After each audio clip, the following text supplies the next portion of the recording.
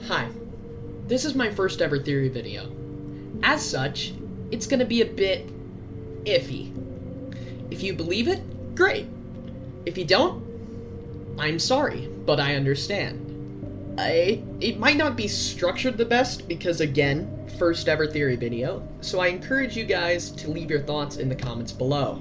But I've always seen other theory creators encouraging people to think outside the box. So that's exactly what I want to do today. I want to get wacky with it. Straight up goofy. I want to make people think. Let me get straight to the point.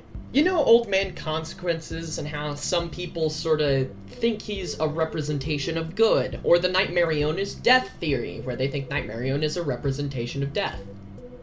I'm gonna be taking that Nightmarionne theory and pushing it a bit further.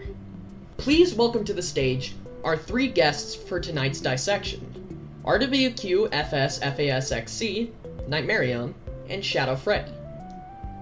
Well, actually, it's more like 4 guests.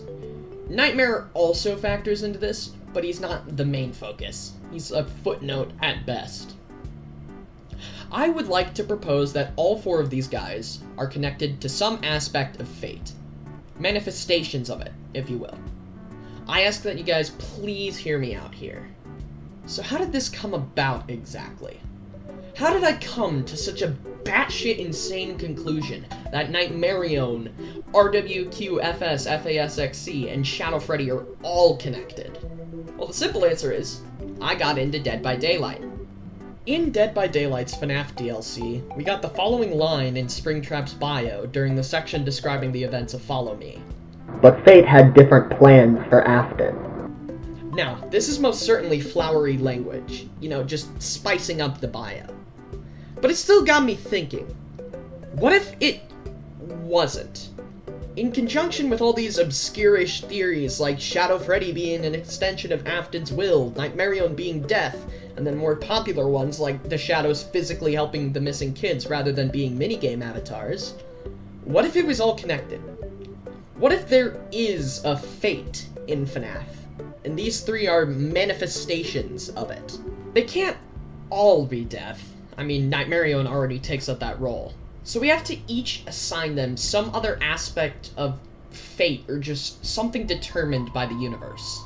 For the sake of theming, and also for this already explained reason of there not being enough room, I will give each of these suspects an Agent of Blank moniker. Nightmarionne is obviously the Angel of Death. Ozone made a great video on the observation that Nightmarionne is death, so I recommend you go watch that. Because I am not going to explain the theory, because I feel it's pretty self-explanatory if you watch that video. But how does death tie into fate, exactly? Well, it's pretty simple. You're fated to die. We all are. At some point, everyone in FNAF dies. I don't feel like I really need to explain to you why death is connected to fate at this point. So, Nightmarionne is our hand that guides the neutral force of death. But not everyone has the luxury of being some arbiter of an unbiased force. Someone's gotta be a force for good, and someone's gotta be a force for evil. Enter our Agent of Good, RWQFSFASXC, and our Agent of Evil, Shadow Freddy. Wait, hold on. Agent of Evil? Why do I say this? Did Shadow Freddy not lead the MCI kids to Afton and Follow Me? How could he be evil? Shadow Freddy did lead the kids to Afton, yeah. And that's obviously a good thing. But look at it this way. Remember that DVD excerpt? But fate had different plans for Afton? By leading the spirits to Afton, Shadow Freddy inadvertently, or advertently in the case of this theory, brings about the birth of Springtrap. He doesn't even join the kids in their confrontation with Afton. He simply leads them to the safe room to have them deal with him. So, unlike RWQFSFASXC, who actively assists in the bringing about of Happiest Day, you can't really make the case that Shadow Freddy is there to help the kids. He's only there, ensuring that things happen. Like in the FNAF 2 location, where the Bite of 87 happens. He just lingers, watching Jeremy Fitzgerald during his night shift. In FNAF 3, he follows Afton to Fazbear's Fright, tracking his evil like a footprint. Now, let me clarify. I do not think Shadow Freddy is an extension of Afton's will, or anything like that. That theory has way too many holes in it. But I do believe he's there to follow Afton's evil, to punctuate it, to assist it even, in the case of Follow Me. Take his commonly associated partner/counterpart, Nightmare. Stay with me here. Nightmare states to be Afton's wickedness made of flesh. Now wait, I see you typing.